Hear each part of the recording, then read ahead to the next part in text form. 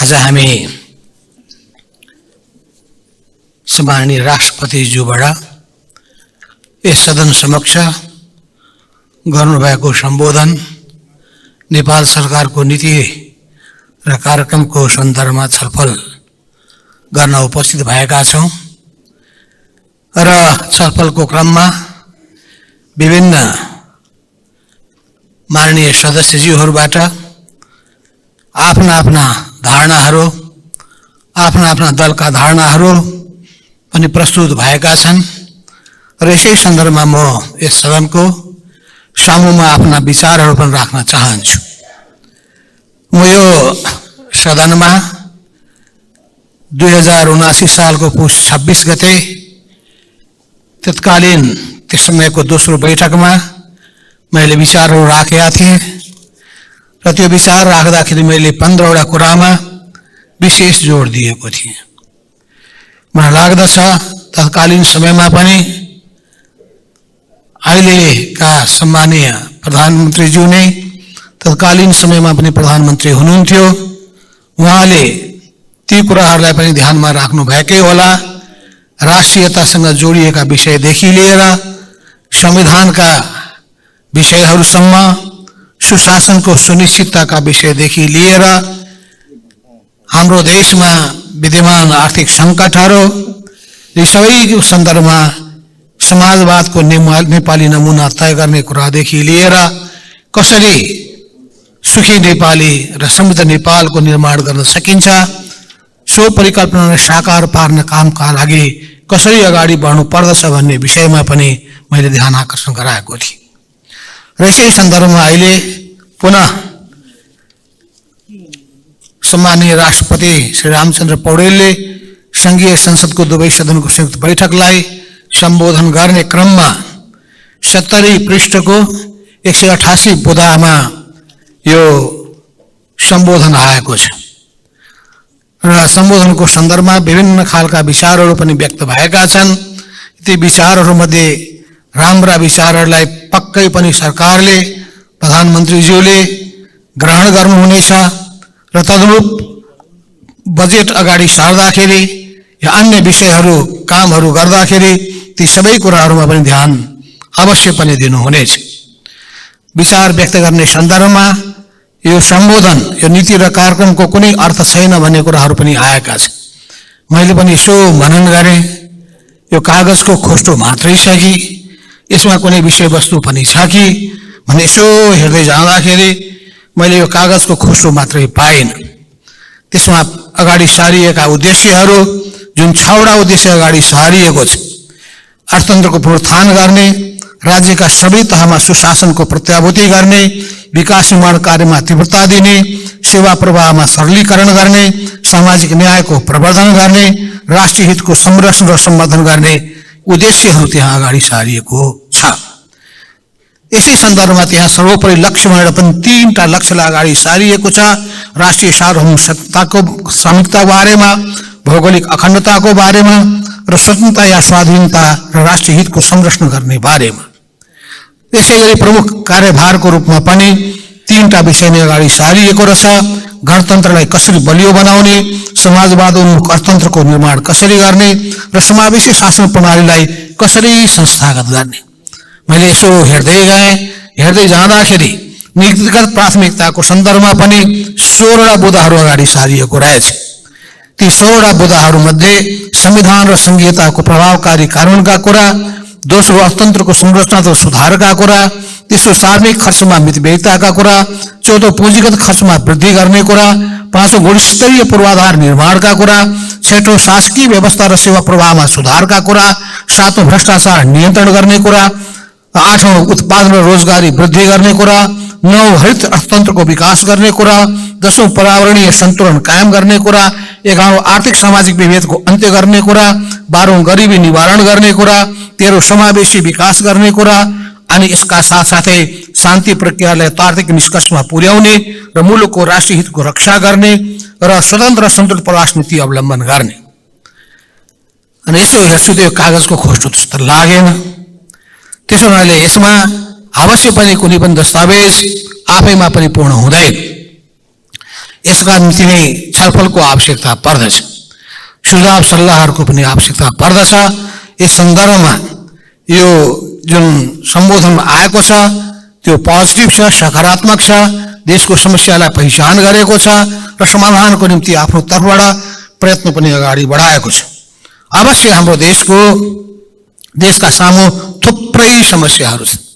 अर्थतन्त्रकै सामु रहेका समस्याहरूलाई हेर्दाखेरि पनि मैले 15वटा विषयलाई अगाडि सारेको छु। फेरि पनि एउटा न्यून आर्थिक वृद्धिको समस्या छ, उच्च मुद्रास्फीतिको समस्या छ, तेस्रो मूल्य वृद्धिको समस्या छ, चौथो जनशक्ति पलायनको समस्या छ, पाँचौं लगानी न्यून हुने स्थिति छ, छठौं न्यून पुँजीगत खर्चको अवस्था छ, सातौं तरलताको संकुचन छ, आठौं घट्दो राजस्व परिचालन छ, नौ उच्च ब्याज दरले गर्दाखेरि पीडित हुने समस्या छ, दशौं बाह्य क्षेत्रको सन्तुलनमा चापको समस्या छ, 11औं भुक्तानी श्रृङ्खला टुटिरहेको अवस्था छ, 12औं भनेको हाम्रो जमिनहरू बाँझो हुँदै हुँदै गइरहेको छ र त्यसपछि खाद्य अवस्था सङ्कटको नजिक पुगेको छ। योजनाको उचित छनौट र प्राथमिकता निर्धारण गर्ने कुरामा कमीले गर्दाखेरि थुप्रै समस्याहरू देखा परेका छन् र समग्रतामा चरम अराजकता विद्यमान छ। यो अराजकता, भ्रष्टाचार, यी सबै कुराहरू अर्थात् इमानदारिता र कर्तव्यनिष्ठाको र मेहनत गर्ने प्रवृत्तिको कमी, यो सबै सन्दर्भमा यसो सोच्दै जाँदाखेरि वास्तवमा कसरी देशलाई उभोलाउन सकिन्छ, यो देशलाई कसरी रूपान्तरण गर्न सकिन्छ, यो चुनौती हाम्रो सामुमा छ। यो देशलाई रूपान्तरण गर्ने काम चाहे सामाजिक रूपान्तरण होस्, चाहे आर्थिक रूपान्तरण होस् या सांस्कृतिक रूपान्तरण होस्, यो काम अरू कसैले गर्ने होइन, हामी नेपालीहरूले गर्ने हो। हामी नेपालीहरूले नै यो देशको विकास गर्ने हो र यसमा अहिलेको राजनीतिक दलहरूले नै अहिलेको जिम्मेवारी पूरा गर्नुपर्छ। नेपाली जनताले विश्वास गरेका प्रतिनिधिहरू, राजनीतिक दलहरूले अग्रसरता लिनुपर्दछ र यी सबै सन्दर्भमा कुनै एउटाको प्रयासले मात्रै त्यो सम्भव हुँदैन। अवश्य पनि यी विकासका कुराको सन्दर्भमा चर्चा चल्दाखेरि विभिन्न विगतका अनुभवहरूका प्रश्नहरू पनि उत्पन्न भएका छन्। यसो मैले पनि सम्झेँ, होइन यो सदनमा त एक से एक मन्त्री भइसकेका अनुभव प्राप्त गरेका व्यक्तिहरू पनि छन्, पूर्व प्रधानमन्त्री भइसकेका व्यक्तिहरू पनि छन्, बौद्धिक व्यक्तित्वहरू पनि छन्, जनताको सेवामा समर्पित भएका सामाजिक अभियन्ताहरू पनि छन्, अनि यो सदनमा एक से एक योद्धाहरू पनि छन्।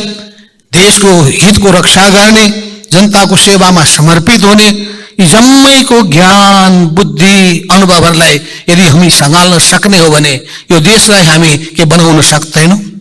अवश्य बनाउन सकिन्छ। यसका निम्ति हामीहरूको बीचमा सहकार्यको आवश्यकता छ। एकले अर्कालाई घोष पेश गरेर मात्र हुँदैन, आफ्नो पीडा व्यथा पोखेर मात्र हुँदैन।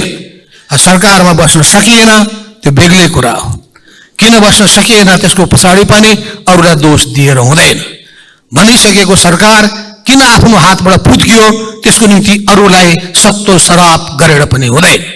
त्यसो हुनाले सबभन्दा ठुलो समस्या के छ भने आफूभित्र के कमी कमजोरी रहे त्यसको हामी सबैले समीक्षा गरौँ। कमी कमजोरी भएका छन् भने ती कमी कमजोरीको पहिचान गरौँ, त्यसलाई सुधार गरौँ। जस्तै अहिले समस्या म देखिरहेको छु, हामी कहाँ सबभन्दा ठुलो समस्या यो व्यक्तिवादको रोग हो। व्यक्तिवादको रोग हो र दोस्रो भनेको आफूलाई सबै सर्वज्ञानी ठान्ने प्रवृत्ति हो, अनि त्यसपछि तेस्रो अरूलाई अवमूल्यन गर्ने प्रवृत्ति हो। अरूको ज्ञान, अरूको बुद्धि र सबैको साथ यो लिने भन्दा पनि अनि आफ्नो पाराले चल्ने प्रवृत्ति पनि हो। यसबाट मुक्त हुन सकिएन भने, यो व्यक्तिवादको रोगबाट मुक्त हुन सकिएन भने, अनि भ्रष्टाचारमा चुरुम्म डुब्ने प्रवृत्ति मुक्त भइएन भने कुरा एउटा काम अर्को। हाम्रो के छ भने कुरामा ठुल्ठुला उपदेशहरू छाट्ने प्रवृत्ति ज्यादा छ तर व्यवहारमा लागू गर्ने प्रवृत्ति कम छ। साँचो अर्थमा हामीमा इमानदारिता छ भने कुनै पनि समस्याको समाधान गर्न सकिन्छ। एउटा भनाइ छ, where there is will there is way। अर्को भनाइ छ, nothing is impossible in the world if you dare to fight। कुनै पनि चिज असम्भव छैन। यदि तपाईमा लागिरहने लगनशीलता छ भने, जुझ्ने साहस छ भने, प्राप्त गर्न सक्छु भन्ने विश्वास छ भने तपाई असम्भवलाई पनि सम्भव बनाउन सक्नुहुन्छ। त्यसो हुनाले भनिन्छ लागिराख, तिमी अवश्य सफल हुन्छ। यसो हुनाले पनि म सम्माननीय प्रधानमन्त्रीज्यूलाई सभामुखज्यू मार्फत भन्न चाहन्छु कि तपाई इमानदारीताका साथ अगाडि बढ्नुहोस्, लगनशीलताका साथ अगाडि बढ्नुहोस् र यो भ्रष्टाचारको जालोलाई तोड्ने काम गर्नुहोस्। स्वच्छ सरकार यो देशलाई प्रदान गर्नुहोस्, गतिशील सरकार यो देशलाई प्रदान गर्नुहोस् र काममा इमानदार साथ खट्नेहरू र काम ठगहरू अनि आफ्नो सत्ताको दुरुपयोग गर्न खोज्नेहरू को हुन् त्यसको पहिचान गरेर खराब तत्त्वहरूलाई दण्डित गर्नुहोस्, असलहरूलाई प्रोत्साहित गर्ने काम गर्नुहोस्। वास्तवमा सफल तब हुन सकिन्छ जब हामीमा पिपुल सेन्ट्रिक एटिट्युड हुन्छ, जनता केन्द्रित। तिनै देशहरूले प्रगति गरेका छन् जसले जनतालाई केन्द्रबिन्दुमा राखेका छन्, जसले देशलाई केन्द्रबिन्दुमा राखेका छन्, जनताको निस्वार्थ सेवाको भावनाबाट उत्प्रेरित गरेका छन्। त्यसो हुनाले कसैलाई पनि ठग्ने, देशलाई ठग्न खोज्नेले उसले आफूलाई पनि ठगिरहेको हुन्छ, आफ्नो परिवारलाई पनि ठगिरहेको हुन्छ। त्यसो हुनाले देशलाई माया गरौँ, जनताको सेवा गरौँ। त्यसो हुनाले पनि म जोड दिन के चाहन्छु भने यो असल नागरिक तयार कसरी गर्ने प्रश्न त्यहाँबाट सुरु हुन्छ। जबसम्म यो देशमा हामी असल नागरिक बन्दैनौँ, बनाउँदैनौँ, तबसम्म यो देशले रूपान्तरणको परिकल्पनालाई साकार गर्न सक्दैन। त्यसो हुनाले स्वस्थ पनि, सुसंस्कृत पनि, शिक्षित पनि, दक्ष पनि र सँगसँगै संकल्प भएका देशभक्त, इमानदार, मेहनती, लगनशील, सेवाभाव भएका, आत्मविश्वासयुक्त, मिलनसार, दूरदृष्टियुक्त त्यस्तो नागरिक तयार गर्नका लागि शिक्षा प्रणालीमा ध्यान पुर्याउनु पर्छ। हाम्रो शिक्षा कस्तो शिक्षा छ, कस्तो नागरिक हामी बनाउन गइरहेका छौँ, कस्तो समाज हामी निर्माण गर्न गइरहेका छौँ, कस्तो परिवार हामी विकास गर्न गइरहेका छौँ, अवश्य पनि त्यसको निम्ति धेरै कुरामा विचार पुर्याउनु पर्छ। तिनै देशहरूले प्रगति गर्न सकेका छन् जसले सिङ्गो नागरिकको चेतनामा नयाँ जागरण ल्याउन सकेको छ, असल व्यक्तिहरू निर्माण गर्न सकेको छ, जहाँ असल मानिसहरूको सम्मान हुन्छ, जहाँ कमर्सियल मान्छेहरू दण्डित हुन्छन्, डराउँछन्, अनि त्यही परिवेशमा मात्रै देशले परिवर्तनलाई साकार पार्न सक्दछ। त्यसो हुनाले राम्रो परिवारका हाम्रो परिकल्पना, राम्रो समाजको हाम्रो परिकल्पना, यी सबै चिजहरू जोडिएको छ हाम्रो सांस्कृतिक स्तरसँग, हाम्रो शिक्षा प्रणालीसँग, हाम्रो सामाजिक परिवेशसँग। यस अर्थमा समानता र न्यायपूर्ण समाज निर्माण गर्ने कुरा सोच्दै सुखी नेपाली र समृद्ध नेपालको यो मान्यतालाई लागू गर्न सकियो भने मात्र नेपाली नमुनाको समाजवादको खाका तयार गर्न सकिन्छ। समाजवादको यात्राबाट भट्किने काम नहोस्।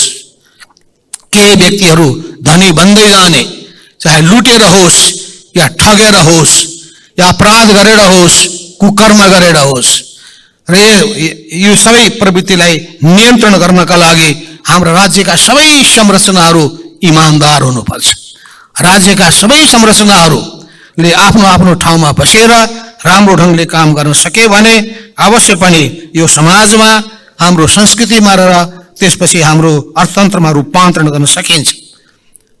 एउटा मैले पुस्तक पढेको थिएँ, त्यो पुस्तकमा उल्लेख के गरेको छ भन्दाखेरि सपना तपाईँ देख्नुहुन्छ, तर सपना हावादारी सपना नदेख्नुहोस्, यथार्थवादी बन्नुहोस्। तर सपना देख्दै नदेख्ने मान्छे, त्यत्तिकै हिँड्ने मान्छे, आधो मान्छेले, लक्ष्य तय नभएको मान्छेले आफ्नो मिसन बुझ्न सक्दैन र मिसन तय नभएको मान्छेले त्यो मिसन पुरा पनि गर्न सक्दैन। त्यसो हुनाले सपना पक्कै हेर्नु पर्दछ, तर त्यो सपनालाई विपनामा रूपान्तरण गर्नका लागि यथार्थवादी भएर पनि चल्नुपर्छ। हाम्रो देशको विकासका समस्याहरू के छ, ती समस्याहरूको पहिचान गर्नुपर्ने आवश्यकता छ।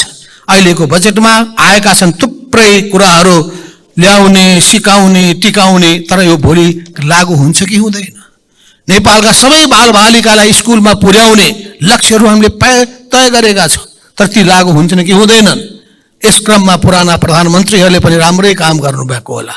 एक्चुअली राम्रो के हुन्थ्यो भने संसदैमा प्रधानमन्त्रीहरूको बिचमा नै प्रतिस्पर्धा गराउनु छ भने आफ्नो आफ्नो कार्यकालमा कसले के गरे सब ल्याएर सबको चाहिँ यो मूल्याङ्कन यही संसदले गरिदिए पनि हुन्छ। म त तयार छु।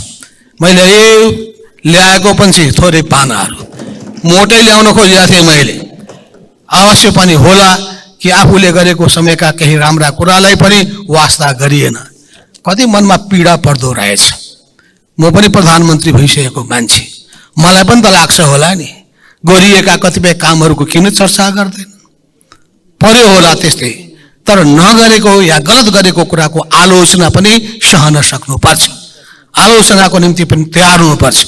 हाम्रो पालामा कतिपय हावादारी योजनाहरू आए, भनियो तिथिमिति तय गरेर यो मितिमा टिकट काट्नुहोस्, ठ्याक्क हवाई रेल चढ्नु, त्यो चाहिँ बिजुलीको रेल चढ्नु हुनेछ। यस्ता कुराहरू, यस्ता हावादारी कुरा ल्याउनु हुँदैन। अनि घर घरमा चाहिँ ग्यास, खोइ ग्यास। त्यस हुनाले यस्तो कहाँ कहाँ त्रुटि भयो, टावरका कुराहरू आइरहेका छन्। अनि मलेसियाका टावर, त्यसपछि खाडी क्षेत्रका टावरको आवश्यकता छ भने कहाँ? धानको बाला हेर्ने टावर, के हेर्ने टावर? कुन टावरमा मान्छेको ओहिरो लाग्छ, कुन ठाउँमा चाहिँ गर्नु पर्दछ, त्यो सबैको निम्ति प्राथमिकीकरण तय गर्न सक्नु पर्यो। हामी कहाँ जथाभावी परियोजनाहरू, जथाभावी कामहरू हुने गरेका छ। कुन ठाउँमा आवश्यकता छ, अहिले आवश्यकता छ। म सम्झिरहेको छु, म चीनको एकचोटि भ्रमणमा जाँदाखेरि एउटा सहर देखाउन लिएर गएका थिए र सहर देखाउँदाखेरि एउटा योजना, उनीहरूले 50 वर्षको योजना त्यही ठाउँमा एउटा उनीहरूले अगाडि सारेका थिए। त्यसमा भन्थे आउने 5 वर्षमा गर्ने काम यति यति यति हो, त्यसपछि 5 वर्षमा गर्ने काम यति यति हो। यो पाठलाई हामी 5 वर्षमा यसमा हामी खेतीपाती र नयाँ नयाँ घरहरू हामी यहाँ गर्छौँ। यो 5 वर्षमा हामी उद्योग धन्दा कल कारखाना यो एरियामा विकास गर्छौँ। अहिले हामी 20 वर्षपछि गर्नेलाई खाली छोडिदिएका छौँ, बाँकीको निम्ति हामीले क्रमशः निर्माणको काममा बढिरहेका छौँ। हामी कहाँ त्यस्तो छैन। अहिले गर्नुपर्ने काम अहिले गर्दैनौँ, नगरी नहुने कुरामा हात हाल्दैनौँ। जस्तो विमानस्थलको कुरा गर्ने हो भने, हाम्रो देशमा पर्यटन प्रवर्धन गर्ने हो भने, अनि हाम्रो आकाश जुन हिसाबले वायुयानहरू आउँदाखेरि समस्या खडा हुने गरेको छ, अनि यो पर्वतीय यो देश भएको हुनाले त्यसले अर्को किसिमको दुर्घटनाको खतरा निम्ति आएको छ। यी सबै सन्दर्भमा त्रिभुवन विमानस्थलको विकल्पको विमानस्थल निजगढ हो भन्ने कुरामा हाम्रो ध्यान किन जाँदैन? त्यसलाई हामीले पहिलो प्राथमिकता किन दिँदैनौँ? त्यसलाई निर्माण गर्न किन अगाडि सर्दैनौँ? त्यो नहुँदाखेरि नेपालले भोलि कति ठुलो क्षति भोग्नुपर्छ भन्ने कुरा किन बुझ्दैनौँ? मलाई यस बारेमा पनि बहस गर्न मन लागेको छ। किन मैले सुने कि वास्तवमा त्यो निजगढ विमानस्थलको अब आवश्यकता छैन, किन भन्दाखेरि लुम्बिनीमा बनिसकेको छ, पोखरामा बनिसकेको छ। त्यसपछि मैले अध्ययन गर्नलाई केही साथीहरूलाई दिएँ, त्यसको पनि डकुमेन्ट मैले लिएर आएको छु। भोलि म सम्बन्धित समितिमा पनि कुरा गरौँला या संसदमा पनि यस बारेमा म छलफल गरौँला।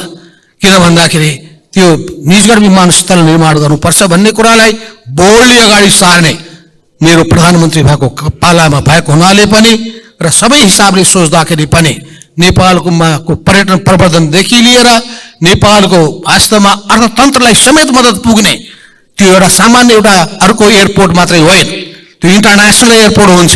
त्यो मात्रै हब हो, हब हुन्छ, त्यो पूर्व र पश्चिम जोड्ने हबको रूपमा त्यसले काम गर्न सक्छ। त्यस अर्थमा त्यस्ता परियोजनाहरू छन्। मैले भन्ने के गरेको छु भने, यदि तपाईँले पर्यटनको प्रवर्धन गर्न खोजेको हो भने पर्यटकहरूलाई यहाँ टिकाउने कति के गरेर कुन कुन ठाउँहरूलाई देखाएर अनि कुन कुन ठाउँलाई आकर्षणको केन्द्र बनाएर गर्ने हो। तपाईँले जलविद्युतको विकास गर्ने हो भने कुन कुन मालामा तपाईँले बढी लगानी गरेर गर्ने हो। तपाईँले देशलाई सडक यातायातसँग जोड्ने हो भने कुन यातायात सडकको बाटो सबभन्दा महत्त्वपूर्ण छ, त्यसमा उच्चतम प्राथमिकता दिएर त्यसमा लाग्ने हो। तर हामी सबै कुराको प्राथमिकीकरण बुझ्दैनौँ। शिक्षामा कति लगानी गर्नु पर्दछ, हामीले स्वास्थ्यमा कति लगानी गर्नु पर्दछ, त्यहाँ जनताको स्वास्थ्य राम्रो भएन भने, स्वस्थ नागरिक भएन भने अनि देश अवश्य पनि स्वास्थ्य बिना कुनै पनि नागरिकले आफ्नो दायित्व पूरा गर्न सक्दैन। शारीरिक या मानसिक स्वास्थ्यको कुरा गरौँ, तर सँगसँगै उसमा नयाँ चेतना र जागरण भएन भने उसले आफ्नो जिम्मेवारी पूरा गर्न सक्दैन। किताबी ज्ञानले मात्र पुग्दैन, उसलाई सिप विकास गराउन सकिएन भने पनि हुँदैन। यस अर्थमा हामीले कतिपय संसारका देशहरूको अनुभवबाट के प्राप्त गरेका छौँ भने एकजना लेखकले लेखेका छन्, किन देशहरू असफल हुने गरेका छन्, व्हाई नेशन्स फेल, देश किन असफल हुने गरेको छ, के कहियो सत्ताको अनि त्यसको व्यवहार, संस्थागत संरचनालाई भत्काउने प्रवृत्ति, संस्थागत काम गर्दै नगर्ने परिपाटी, त्यही सिस्टमभित्र नै अनेक किसिमका रहेका खोटहरू, यी नै खोटहरूको कारणले गर्दाखेरि वास्तवमा कामहरू राम्रो ढङ्गले हुने गरेको हुँदैन। त्यसो हुनाले वास्तवमा यी सबै सन्दर्भमा एउटाले लेखिएको छ, ड्रिम्स मिट डेलिभरी। ड्रिमहरू हाम्रा सपनाहरूले डेलिभरी दिन सक्नु पर्यो। सपनाले डेलिभरी दिन सकेन भने, योजनाले परिणाम दिन सकेन भने, लगानीले प्रतिफल दिन सकेन भने, त्यो लगानीको प्रतिफल प्राप्त हुन सकेन भने त्यस्तो ठाउँमा लगानी गर्न हुँदैन। जुन लगानीको प्रतिफल आजभन्दा 10 वर्षपछि प्राप्त हुन्छ भने 10 वर्षपछि त्यस ठाउँमा लगानी गर्ने हो। जुन ठाउँको लगानी 20 वर्षपछि गर्दाखेरि प्रतिफल प्राप्त हुन्छ भने 20 वर्षपछि लगानी गर्ने हो। अघि मैले बताइसकेका थिएँ कि चीनको भ्रमण गर्दाखेरि कति वर्षमा कहाँ कहाँ लगानी गर्ने। फिलिपिन्सको भ्रमण गर्दाखेरि मैले देखेका थिएँ 10 लेनको निम्ति बाटो छेके पुरै स्पेस बाँकी राखेको छ।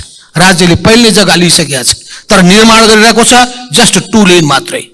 2 लेनको निम्ति गाडी चल्ने पारा बनायो भने 5 वर्षलाई पुग्ने रहेछ, अनि 5 वर्षपछि अर्को 2 लेन बनाउँछ, 4 लेन हुन्छ। तर उसले सोचेको छ आउने 50 वर्ष, 100 वर्ष, 200 वर्ष। तर हामी त्यो प्राथमिकता तय गर्न सक्दैनौँ। एकैचोटि बनाउनु पर्यो भने 10 लेन बनाउनु पुग्छौँ र त्यसको उपयोगै हुँदैन। यस अर्थमा मैले भन्न खोजेको कुरा के हो भने दृष्टिकोण विहङ्गम गर्नुहोस्, व्यापक दृष्टिकोण राख्नुहोस्, फराकिलो सोच राख्नुहोस्। भोलिसम्मको सबै समाधानका समस्याहरू र समस्याको समाधानका उपायहरू खोज्नुहोस्। तर अहिले सुरु गर्दाखेरि आफ्नो साधन स्रोतको सीमिततालाई पनि ध्यान दिनुहोस्। त्यो स्रोतको सीमिततालाई ध्यानमा राखेर कहाँ लगानी गर्दाखेरि सबभन्दा बढी प्रतिफल प्राप्त हुन सक्दछ त्यो ठाउँमा प्रतिफलको लागि नै लगानी गर्नुहोस्। आज समाजमा हामी देखिरहेका छौँ अनेकौं खालका समस्याहरू विद्यमान छन्।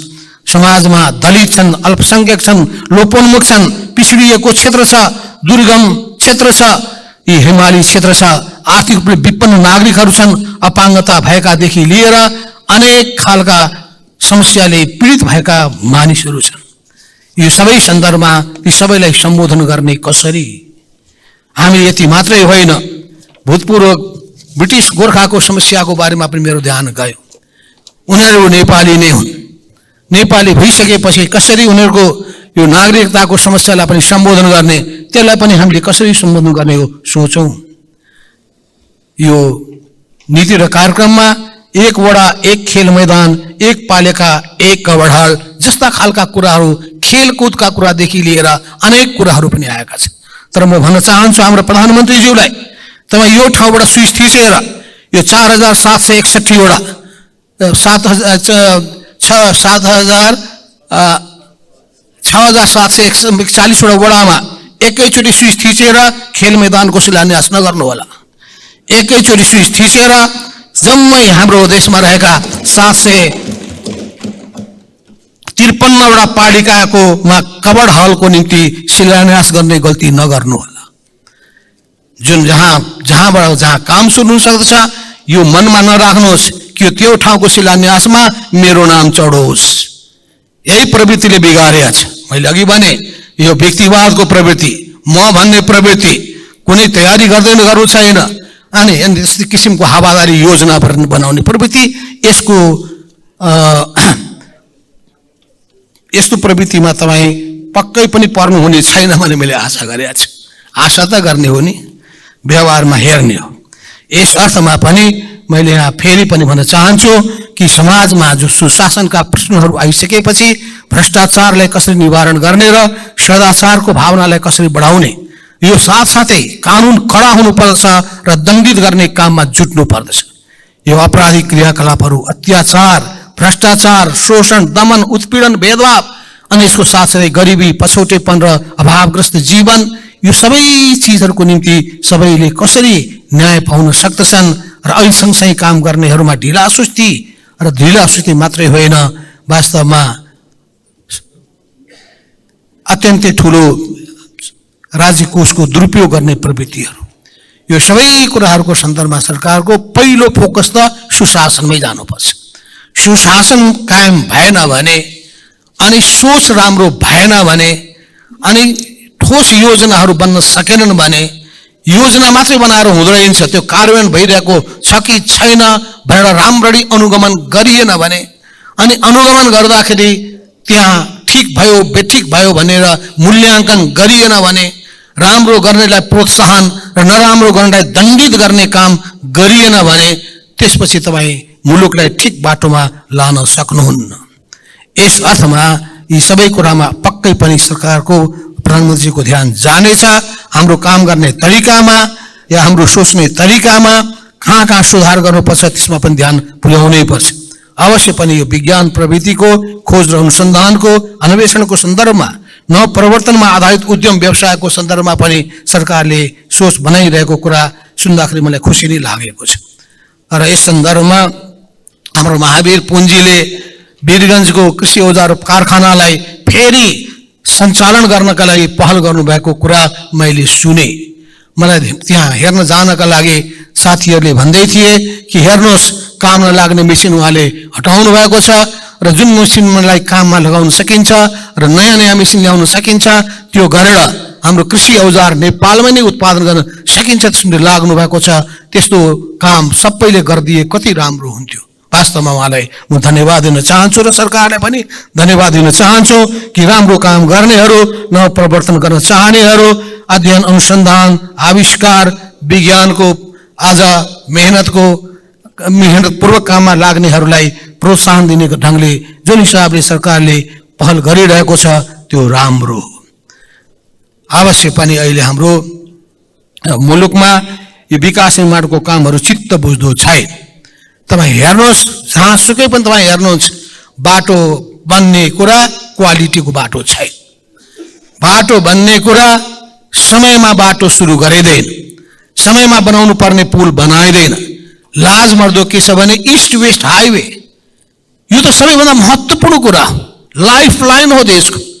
त्यो ठाउँको हाइवेमा तपाईँले खाल्डो पाउनुहुन्छ। त्यो हाइवेमा तपाईँ पुलमा अनेक किसिमको समस्याहरू मात्रै होइन, पुल हल्लिरहेको पाउनुहुन्छ। अनि पुल तपाईँले भत्काउनुहुन्छ अनि त्यसपछि खोलाबाट बल्ल गाडी जान्छन् अनि बर्सातको बेलामा यातायात अवरुद्ध हुन्छ। त यस देशमा सरकार छ भने यो कति वर्षसम्म पुल टिक्न सक्दछ, कति वर्षपछि पुल बनाउनु पर्ने आवश्यकता छ, यो सबै सोच्नुपर्ने आवश्यकता छैन। भन्नलाई हामीले कन्सल्टेन्टहरू राख्ने कुरा भन्छौँ, भन्नलाई हामी 101 अनुभवी मान्छेहरूलाई चाहिँ काममा लगाउनुपर्छ भनेर भन्छौँ, तर पनि यो किन हुन सकिरहेको छैन? यस अर्थमा सम्बन्धित सबै पक्षहरूले, सबै जिम्मेवार निकायहरूले यसमा ध्यान पुर्याउनु पर्ने आवश्यकता छ। अवश्य पनि हामीले राम्ररी ध्यान पुर्याउन सक्ने हो भने धेरै कुराहरू गर्न सकिन्छ। कुराहरू धेरै होलान्, त ती सबै धेरै कुराहरूको म एक एक विवरण बताउन मैले आवश्यक ठानेको छैन। तर मुख्यतः कसरी गरिबीलाई, यो कसरी हाम्रो नेपाली युवाहरूलाई विदेश पलायनबाट रोक्ने भन्ने कुरालाई ध्यानमा राखियोस्। अब हाम्रो विडम्बना के छ भने त्यही विषय पढ्नका लागि विदेशमा जान्छ, तर हाम्रो देशको इन्स्टिच्युटहरूले मौका दिँदैन। मेडिकल साइन्स पढ्न चाहन्छन्, डक्टर बन्न चाहन्छन्, तर यहाँ डक्टर पढ्नेहरूले डक्टर पढ्न पाउँदैनन्, विदेशमा जान्छन्, त्यहाँ पढ्छन्।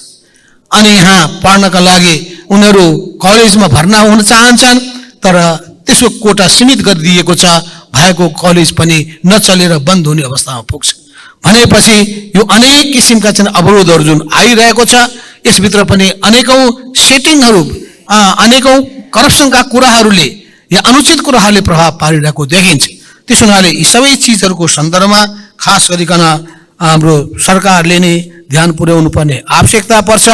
अब कुराहरू धेरै होलान्, म सबै कुराहरूमा जान चाहन्न, तर हाम्रो देशको जुन लिम्पियाधुरा, लिपुलेक, कालापानी, नेपालको नक्साको सन्दर्भमा कुराहरू आएको छ, त्यो अवश्य पनि यो उल्लेख हुनु पनि पर्दछ। प्रधानमन्त्रीको भारत भ्रमणको सन्दर्भमा यसलाई उठाउनु पर्ने पनि आवश्यकता छ। अवश्य पनि हामी सबै छिमेकी देशहरूदेखि लिएर अरू देशसितको सम्बन्धलाई सुमधुर बनाउन चाहन्छौँ। हामी सबैसँग हाम्रो देशको हित र सम्मानको कुरा गर्न चाहन्छौँ। हाम्रो देशलाई स्वाभिमानी देशको रूपमा परिचित गराउन चाहन्छौँ, तर त्यसको निम्ति सबैको सहयोग पनि हामी चाहन्छौँ। तर हाम्रो देशमा आफैले उत्पादन कसरी बढाउने र उत्पादन बढाउन सकिएन भने रोजगारी सृजना गर्न सकिँदैन। उत्पादन बढाउन सकेनौँ भने हामी आत्मनिर्भरतामा जान पनि सक्दैनौँ। उत्पादन बढाउने कुरा सोचेनौँ भने उत्पादकत्वमा वृद्धि हुन सक्दैन। उत्पादनसँग जोडिएनौँ भने क्वालिटीको कामहरू पनि उत्पादनहरू दिन सक्दैनौँ। यस अर्थमा हाम्रो जुन आयात आश्रित अर्थतन्त्र छ, त्यसलाई निर्यातमुखी अर्थतन्त्रको रूपमा कसरी रूपान्तरण गर्ने भन्ने कुरामा विशेष जोड दिनुपर्छ। अवश्य पनि हाम्रो उत्पादन, हाम्रो उपभोग, अहिले सरकारले जुन ढङ्गले त्यो सोच बनाएको छ कि नेपाली उत्पादनलाई राज्यले नै रकम बरु थप 20% दिने र नेपालमा नै प्रयोग गर्ने, यो राम्रो कुरा पनि हो। तर एउटा कुरा ख्याल गरौँ, अहिले अर्थतन्त्र जुन अवस्थामा छ त्यो अर्थतन्त्रलाई जोगाउने अवस्थामा हामी छौँ, यसलाई कुदाउने अवस्थामा हामी छैन, जब दौडाउने अवस्थामा हामी छैन। त्यस हुनाले जब जोगाउनु पर्ने अवस्थामा हामी कुदाउनु पर्ने कुरा गरिसकेपछि हामी त्यहाँ फेरि मिस्टेक गर्न पुग्छौँ। त्यस हुनाले अर्थतन्त्रलाई कसरी अहिलेको सङ्कटमा हामीले को बेलामा जोगाउने हो। यो विश्व अर्थतन्त्र नै ठुलो सङ्कटको अवस्थामा छ। अवश्य पनि हामीले हाम्रो संविधानमा व्यवस्था भएको 3 खम्बे अर्थतन्त्रको यो मान्यतालाई ध्यानमा राखेर निजी क्षेत्र मात्र भनेर पुग्दैन, अनि सँगसँगै हामीले विदेशी अवश्य पनि सहयोगहरू पनि लिनुपर्ने आवश्यकता पर्छ, अनि लगानीलाई पनि हामीले आमन्त्रण गर्नुपर्ने आवश्यकता पर्छ। तर यो सहकारीलाई व्यापक रूपमा विकास गर्ने कुराको सन्दर्भमा त्यसलाई राम्रो ढङ्गले त्यो सहकारीको माध्यमबाट विकास गर्ने कुरा त गरिरहेका छौँ, तर हामी देखिरहेका छौँ विभिन्न सहकारीहरू जसरी असफल भइरहेका छन् र त्यसले अनेकौँ ढङ्गले ठगीका कामहरू भइरहेका छन्। ती सबै कुरामा सरकारको ध्यान जानु पर्यो, सरकारको सुपरभिजन हुनु पर्यो, सरकारको नियन्त्रण हुनु पर्यो र सरकारको सहयोग पनि हुनु पर्यो। हामीले 3 तहका सरकार, 3 तहको निकायहरू बनाएका छौँ, तर ती 3 तहका निकायहरूलाई आवश्यक अधिकार दिइरहेका छौँ। अधिकार पनि दिनुपर्छ, तर अधिकार दिइरहेका छौँ, कर्तव्यप्रति हामी सचेत बनाइरहेका छैनौँ। हामी स्रोतहरू दिइरहेका छौँ, स्रोतको सदुपयोग दुरुपयोग भइरहेको छ कि छैन भन्ने बारेमा चासो राखिरहेका छैनौँ, अनुगमन गरिरहेका छैनौँ र दुरुपयोग गर्नेहरूलाई दण्डित पनि गरिरहेका छैनौँ। त्यस हुनाले स्थानीय तहमा पठाइएका रकमहरू, आवश्यक रकमहरू पुगेनन्, पुर्याउनु पर्ने व्यवस्था गरियो कि गरिएन, यो एउटा पक्ष छ भने त्यसको सदुपयोग भइरहेको छ कि छैन, यो अर्को महत्त्वपूर्ण पक्ष छ। नभए रकमको हामी वितरण गर्नेछौँ, त्यो भ्रष्टाचारको वितरण मात्रै हुनेछ। त्यो रकमको वितरण विकासको निम्ति हुन सकोस्, जनताको निम्ति हुन सकोस्।